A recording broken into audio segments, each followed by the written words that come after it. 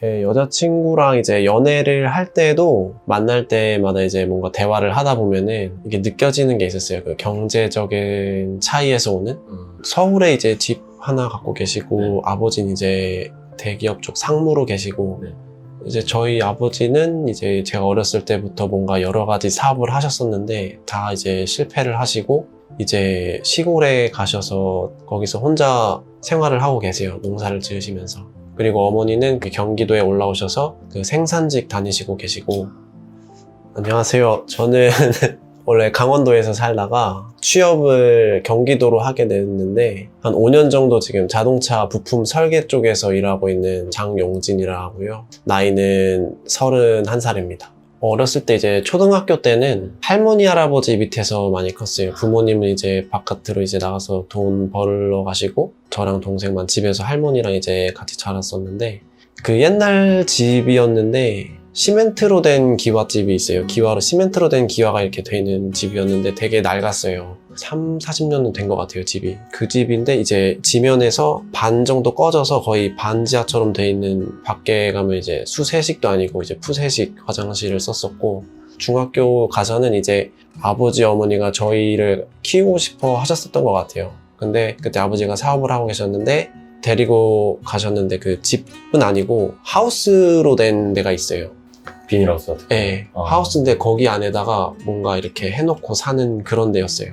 근데 그런 데다가 뭐 사무실도 뭐 해놓으시긴 하고 그렇게 하셨는데 거기도 푸세식이었고, 그런 데서 동생이랑 이제 아버지 어머니 다 일 나가시고 살았었고, 아침에 일어나잖아요. 그러면은 겨울에는 찬물밖에 안 나오는 거예요. 머리를 감으면은 진짜 머리가 깨질 듯한 고통을 참고 이제 머리를 감고 아침 준비를 하고, 아침에는 이제 버스 타고 동생이랑 같이 가고, 하교할 때는 버스를 타고 와야 되는데 동생이랑 같이 한 1시간 반 정도 걸어서 학교에서 집으로 오고, 그때는 알바를 할 수 있었던 것도 아니고 하니까 공업고등학교 자동차과를 진학을 했고, 그 다음에 고등학교 졸업할 때도 원래 저는 뭐 요식업 쪽 가가지고 뭐 하는 거 그런 거를 하려고 했었는데 집안에서 이제 또 그래도 대학교는 가야 된다라고 하니까 성적 맞춰서 이제 전공 살려서 대학교로 이제 자동차공학과로 가게 됐죠.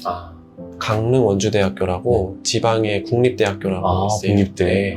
학비도 좀 저렴했겠네. 네, 그 운 좋게 저렴하게 잘 다녔어요. 대학교 처음에 입학할 때는 저희 작은아버지가 처음 등록금은 내주셨어요. 원래는 제가 1년 동안 쉬고 돈을 벌어서 대학교를 가려고 했는데 빨리 가서 졸업하라고 하셔서 첫 학기는 대주셨고, 2학기 때는 이제 방학 때 단기 알바 같은 거를 가가지고 뭐 택배 뭐 이렇게 싸는 거 있어요. 그런 거 해서 2학기 등록금 그런 거 해결하고 돈 모아서, 그 다음에 이제 군대 갔다 오고 나서 이제 또 등록금이 필요하니까 이제 친구랑 공장도 가서 같이 다니고, 그 다음에 학기 중에는 이제 뭐 여러 가지 알바를 되게 많이 했어요. 백반집, 편의점, 웨딩홀, 택배, 그리고 휴게소 뭐 되게 많이 했었어요. 되는 건 다 했던 것 같아요. 학기 중에는 그래서 토요일, 일요일 날은 이제 하루 12시간씩 다 일했었어요.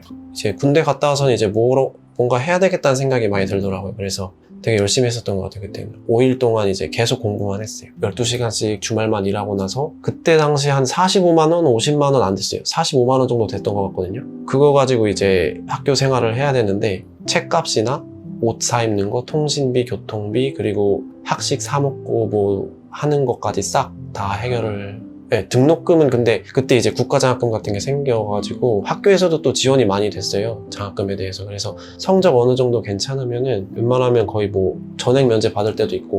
정말요? 네, 50% 이상은 늘 받았던 것 같아요. 최소 50% 이상을 받고 네. 잘 될 때는 전액 받기도 네, 하시고. 그래서 등록금에 대해서는 그렇게 큰 부담을 안 느꼈던 것 같아요. 선배가 토익 뭐 몇 찍고 뭐 하면은 뭐 어느 정도 스펙을 맞추면 어느 정도 벌 수 있는 기업에 갈 수 있다. 좀 목표가 그때 생겨가지고 되게 그때 열심히 했던 것 같아요. 몰입해서. 그럼 처음에 취업할 때는 연봉이 어느 정도 되셨나요? 그때 다 합해서 3,100 정도 됐던 것 같아요. 초봉이요? 네. 그럼 되게 높은 편이지 않나요? 선배들 보면은 이제 한 1,000만 원은 더 많이 받으면서 일하는 것 같더라고요. 대기업 쪽으로 대기업 가게 1차 밴드 되면? 쪽에서 뭐 몇백만 원 그런 차이도. 처음부터 뭔가 어려서부터 그런 게 있었는데 결혼에 대한 목표가 늘 있었어요.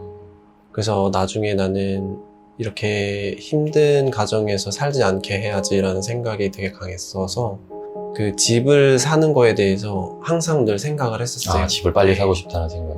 그래서 회사 다니면서 늘 100만 원씩은 계속 저금을 했었던 것 같아요. 어느 정도 계속 모은 다음에 그 회사 다닐 때도 이제 저희 작은 아버지가 계신데 그 부동산 쪽으로 뭔가 경매 같은 거 해서 뭐 하시고 하세요. 그래서 그런 거를 가끔씩 이제 얘기해 주셔가지고 그런 거에 이제 관심을 갖게 됐어요. 그래서 부동산에 많이 관심을 가졌었어요. 아, 2개를 낙찰을 받긴 했어요. 아, 네. 땅을 산 건데 아 땅을요? 네.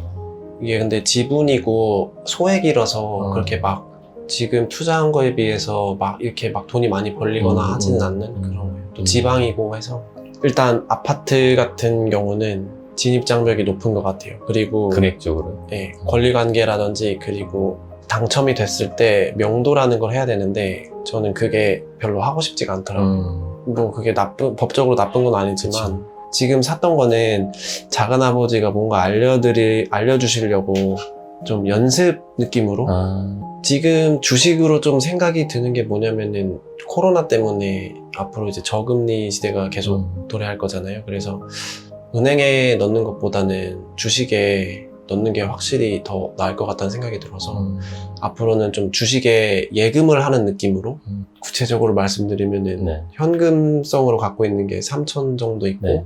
그리고 부동산에 2천 정도 있고 그 다음에 이제 지금 전세 살고 있는데 거기에 제 돈 2천이 묶여 있어요.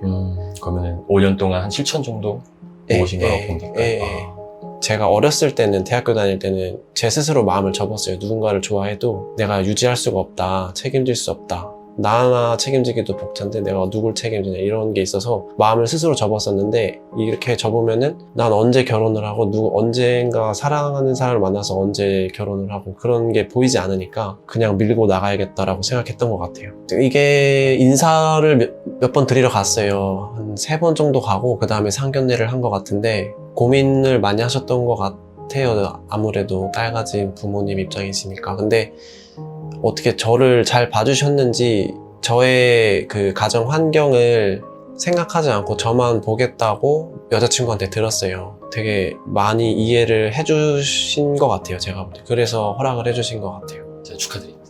아유, 감사합니다. 이제 10월 말이 결혼인데 이제 10월 말에 결혼하고 나서 12월 때까지 이제 저희 우리나라에서 그 공급하는 신혼희망타운이라고 있더라고요. 그래서 12월에 이제 공급 물량이 좀 거기 뜨는데 거기를 지원해 보려고 해요. 그리고 그게 만약에 당첨이 되거나 뭐 당첨이 안 되더라도 일단은 서울이나 뭐 같이 일하는데 중간 지점에 전세 들어가서 살고 이제 청약을 계속 넣으려고. 목표는 이제 저는 크진 않아요.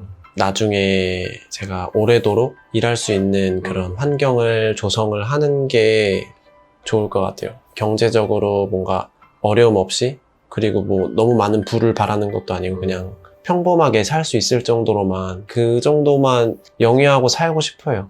대한민국의 많은 아버지들이 네, 좀 더 이렇게 나은 삶을 꿈꾸면서 사업을 하시다가 안 되는 경우도 되게 많잖아요. 네, 중고등학생, 학생들 중에서 아버지나 뭐 어머니 사업이 망해서 좀 힘든 상황에 있는 사람들이 좀 있을 거예요. 아, 나 왜 나만, 우리 집만 이러지? 막 이런 생각을 또 하는 분들이 많이 있을 텐데, 한 10몇 년 전에 먼저 겪었던 입장에서 좀 그런 분들한테 조금 도움이 될 만한, 좀 용기가 될 만한 이야기를 좀 해주신다면 어떤 게 있을지. 그게 본인들 잘못이 아니잖아요. 부모님도 그거를 원해서 한 것도 아니고 그런 거에 너무 연연하지 말고 그냥 자기가 할 수 있는 거를 최선을 다해서 하는 게 다인 것 같아요. 지금 생각해보면. 그래서 저도 만약에 그때로 돌아가면은 공부를 열심히 할 것 같아요. 공부가 아니더라도 뭐 자기가 관심 있는 거에 대해서 열심히 하는 것도 될 수도 있고요. 요즘에 뭐 공부만 한다고 성공하는 것도 아니니까. 그렇죠. 저도 오늘 되게 또 좋은 말씀 너무 많이 해주셔서 박수. 정말 감사했습니다. 감사합니다. 네. 고생하셨습니다. 슬릿 한 번만 더 칠게요. 하나, 둘, 셋.